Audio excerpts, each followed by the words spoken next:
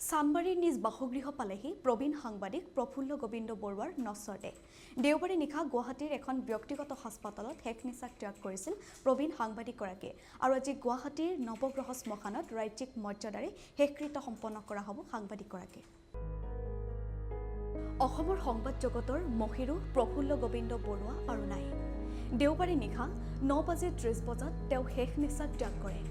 ৰাধা গোবিন্দ বৰুৱাৰ সন্তান প্ৰফুল্ল গোবিন্দ বৰুৱা সন্মানিত হৈছিল পদ্মশ্ৰী সন্মানেৰে।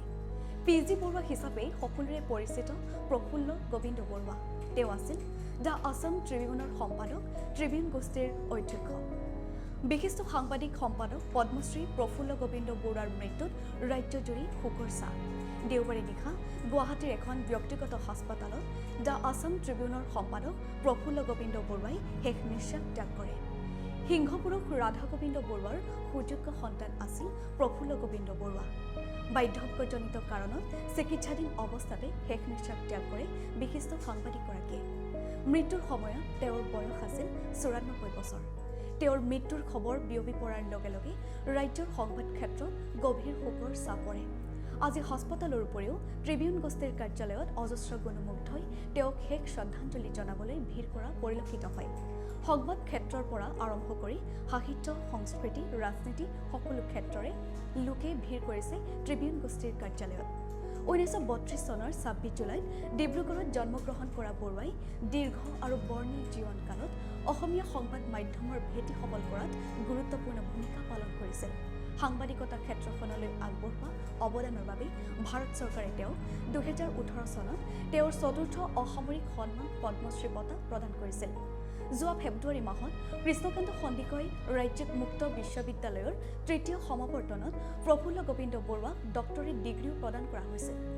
ডিব্ৰুগড়ত 10ম শ্ৰেণীলৈকে অধ্যয়ন কৰি পৰৱৰ্তী সময়ত কটন কলেজত ৰসায়ন বিজ্ঞান অধ্যয়ন কৰা পি.জি. বৰুৱাই পৰৱৰ্তী সময়ত কলিকতা বিশ্ববিদ্যালয়ত অৰ্থনীতি আৰু আইন বিষয়ত অধ্যয়ন কৰিছিল। নোবেল বঁটা বিজয়ী অমৰ্ত্য সেনৰ ঘনিষ্ঠ বন্ধু আৰু একেটা শ্ৰেণীৰ প্ৰথম বেঞ্চত একেলগে বহা বৰুৱাই পৰৱৰ্তী সময়ত অৰ্থনীতিত সুখ্যাতিৰে স্নাতকোত্তৰ ডিগ্ৰী গ্ৰহণ কৰিছিল।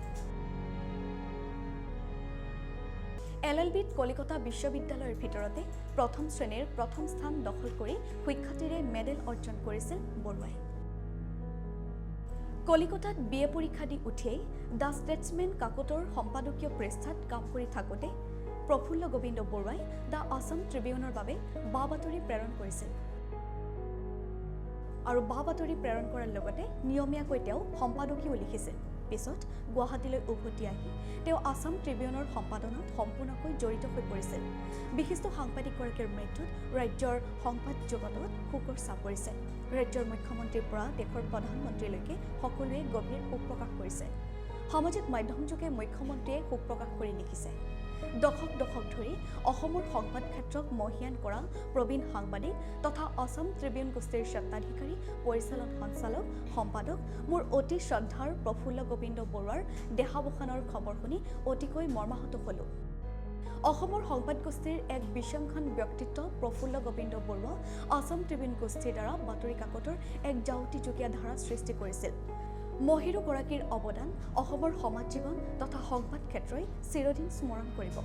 তেখেতৰ প্ৰয়াণত সংবাদ ক্ষেত্ৰৰ এক গৌৰৱোজ্জ্বল অধ্যয়নৰ পৰিসমাপ্তি ঘটিল। তেখেতৰ অতনু আত্মাৰ চিৰশান্তি কামনা কৰি ঈশ্বৰৰ শ্ৰীচৰণত প্ৰাৰ্থনা জনালোঁ আৰু শোক সন্তপ্ত পৰিয়ালবৰ্গ, আছাম ট্ৰিবিউন গোষ্ঠী আৰু গুণমুগ্ধসকলক গভীৰ সমবেদনা জ্ঞাপন কৰিলোঁ। প্ৰধানমন্ত্ৰী নৰেন্দ্ৰ মোদীয়েও প্ৰফুল্ল গোবিন্দ বৰুৱাৰ মৃত্যুত শোক প্ৰকাশ কৰিছে।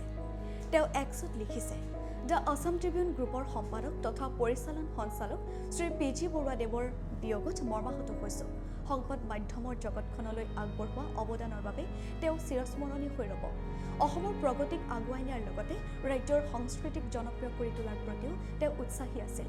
তেওঁৰ পৰিয়াল আৰু গুণমুগ্ধসকলৰ প্ৰতি মোৰ সমবেদনা জনাইছোঁ। ওম শান্তি। কেন্দ্ৰীয় মন্ত্ৰী সৰ্বানন্দ সোণোৱালেও বৰুৱাৰ মৃত্যু অসমৰ বাবে এক উল্লেখযোগ্য ক্ষতি বুলি উল্লেখ কৰিছে। সামাজিক মাধ্যম যোগে সৰ্বানন্দ সোণোৱালে কয়, পদ্মশ্ৰী বঁটা বিজয়ী তথা প্ৰবীণ সম্পাদক শ্ৰীযুত প্ৰফুল্ল গোবিন্দ বৰুৱাৰ বিয়োগত গভীৰ শোক প্ৰকাশ কৰিছোঁ। সাংবাদিকতাৰ এজন বাটকটীয়া তথা দ্য আছাম ট্ৰিবিউন গ্ৰুপৰ অধ্যক্ষ হিচাপে সম্পাদকীয় সততাৰ প্ৰতি তেওঁৰ অদম্য দায়বদ্ধতাই আমাৰ সমাজত অমলিন চিন ৰাখিছে। তেওঁৰ প্ৰয়াণে সংবাদ জগত আৰু জনজীৱনত গভীৰ শূন্যতা এৰি থৈ গ'ল। এই দুখৰ সময়ত তেওঁৰ পৰিয়াল, সহকৰ্মী আৰু বন্ধু বান্ধৱীলৈ গভীৰ সমবেদনা জ্ঞাপন কৰিছোঁ। তেওঁৰ আত্মাই চিৰশান্তি লাভ কৰক। ওম শান্তি। সিংহপুৰুষ ৰাধা গোবিন্দ বৰুৱাৰ সুযোগ্য সন্তান আৰু সেইকাৰণে সমাজৰ সকলো স্তৰত তেখেতে সমানে নেতৃত্ব দিছিল। কোনটো বিষয়ৰ কথা চাব, আপুনি সাংস্কৃতিক দিশত হওক, ক্ৰীড়াৰ দিশত হওক, সংবাদ জগতত হওক, প্ৰতিটো ক্ষেত্ৰতে তেখেতে দক্ষতাৰে নেতৃত্ব দিছিল। আৰু আজিৰ তাৰিখত আমি অসমৰ জাতীয় জীৱনে এগৰাকী অভিভাৱক হেৰুৱালোঁ আৰু আমি সদৌ অসম ছাত্ৰ সন্থাই এগৰাকী অভিভাৱক হেৰুৱালোঁ। অসমৰ খিলঞ্জীয়া মানুহে যেতিয়া সংকটৰ সন্মুখীন হৈছিল প্ৰতিটো মুহূৰ্তত, আৰু বিশেষকৈ অসম আন্দোলনৰ সময়ত তেখেতে সন্মুখৰ পৰা জাতীয় জীৱনক বৌদ্ধিক নেতৃত্ব দিছিল। আৰু আমাৰ মনত আছে যে অসম আন্দোলনৰ সময়ত যেতিয়া বাতৰি কাকতৰ ওপৰত চেঞ্চৰশ্বিপ জাপি দিছিল, তেখেতে কিন্তু সেই পৰিস্থিতিৰ সেৱা মনা নাছিল। সাহসেৰে সেই পৰিস্থিতিৰ সন্মুখীন হৈছিল, প্ৰত্যাহ্বানক অতিক্ৰম কৰিছিল আৰু জাতীয় জীৱনক বাটৰ সন্ধান দিছিল আৰু সাহসেৰে জাতীয় জীৱনক আগুৱাই নিবলৈ সন্মুখৰ পৰা বৌদ্ধিক নেতৃত্ব দিছিল। এটাও কথা ক'লে অন্ত নোহোৱা এটা পৰিস্থিতি, বিভিন্ন পৰিস্থিতিৰ তেখেতে সন্মুখীন হৈছে, জাতিটোৰ সংকটৰ সমূহত বাট দেখুৱাইছে, সন্মুখৰ পৰা বৌদ্ধিক নেতৃত্ব লৈছে, সাহসেৰে আগুৱাই যাবলৈ জাতিটোক অনুপ্ৰাণিত কৰিছে। তেনে এগৰাকী জাতীয় জীৱনৰ মহীৰূহ আমি আজি হেৰুৱালোঁ। অপূৰণীয় ক্ষতি বুলি যিটো শব্দ কয়, আচলতে অপূৰণীয় ক্ষতিৰ আচল শব্দটো এইটোৱেই। এগৰাকী মহীৰূহ আমি হেৰুৱালোঁ, আমি এগৰাকী অভিভাৱক হেৰুৱালোঁ। অনুষ্ঠানৰ সহকৰ্মীবিলাকৰ দেউতা হিচাপত আছিল, আমি আজি আমাৰ অভিভাৱক হেৰুৱালোঁ, আকৌ মোৰ দেউতাক হেৰুৱালোঁ।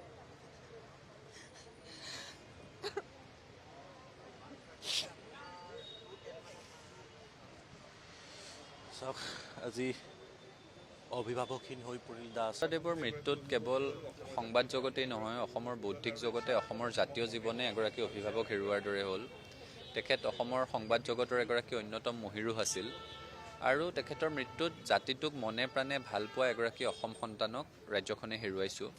গতিকে এই ক্ষতি আৰু পূৰণ নহয় কেতিয়াও। তেখেতে যি স্থানৰ পৰা যি ধৰণেৰে সেৱা আগবঢ়াইছিল, সেই ধৰণেৰে সেৱা আগবঢ়াবলৈ আৰু বহু দশক আমি অপেক্ষা কৰিব লাগিব।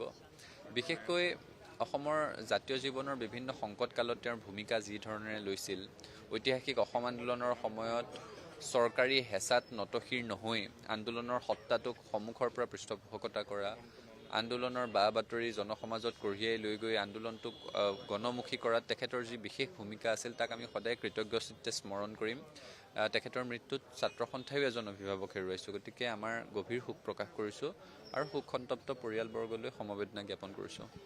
যিমানখিনি তেখেতৰ অনুদান মই পাহৰিব নোৱাৰোঁ। আনকি 2019 চনতো তেওঁ 11 লাখ টকা আগবঢ়াইছিল CSR ফাণ্ডৰ পৰা আছাম ট্ৰিবিউনৰ ছাত্ৰ ছাত্ৰীৰ শ্ৰেণীকোঠা আৰু প্ৰস্ৰাৱগাৰ ইত্যাদি পানীৰ সুবিধাৰ কাৰণে 11.5 লাখ টকা আগবঢ়াইছিল।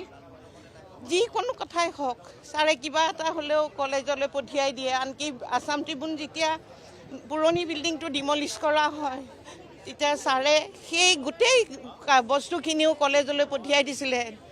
যে ছাৰৰ যিটো অৱদান ৰাধা গোবিন্দ বৰুৱা মহাবিদ্যালয়লৈ, সেইটো আমি কেতিয়াও পাহৰিব নোৱাৰোঁ। ছাৰে আগবঢ়োৱা 1 লাখ টকাৰে আৰম্ভণি হোৱা ৰাধা গোবিন্দ বৰুৱা মহাবিদ্যালয় পিছলৈ আমাৰ প্ৰভিন্সিয়েলাইজ হয়, নেকৰ গ্ৰেড লাভ কৰিবলৈ হয়। ছাৰ 2020 চনত সভাপতি পদৰ পৰা যেতিয়া ছাৰৰ টাৰ্মটো শেষ হয়, তথাপিও ছাৰে খবৰ ৰাখিছিল।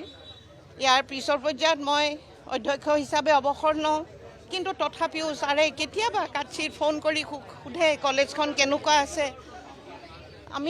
আমি আজি যদিও মই অৱসৰ লৈছোঁ, কিন্তু ৰাধা গোবিন্দ বৰুৱা কলেজ আজি পিতৃহাৰা হ'ল। সঁচা অৰ্থত তেওঁৰ যিটি অৱদান, সেয়া আমি কেতিয়াও আমাৰ ৰাধা গোবিন্দ বৰুৱা পৰিয়ালে কেতিয়াও পাহৰিব নোৱাৰোঁ। মই শিক্ষকতা কৰাৰ পৰ্যায়ৰ পৰা অধ্যক্ষ হোৱা পৰ্যায়লৈকে ছাৰৰ যিটো গাইডেঞ্চ, যিটো পৰামৰ্শ, যিটো মৰম, এই বাৰাণ্ডাখনত আহি ছাৰৰ লগত বহোঁ, ছাৰে ইটো সিটো কথা সোধে। ইয়াৰ বাহিৰে আৰু ক'ব মোৰ ভাষা নাই। আজি আমি সঁচাকৈ মই মোৰ পিতৃক দ্বিতীয়বাৰৰ বাবে হেৰালোঁ, এইটোৱে মই কওঁ।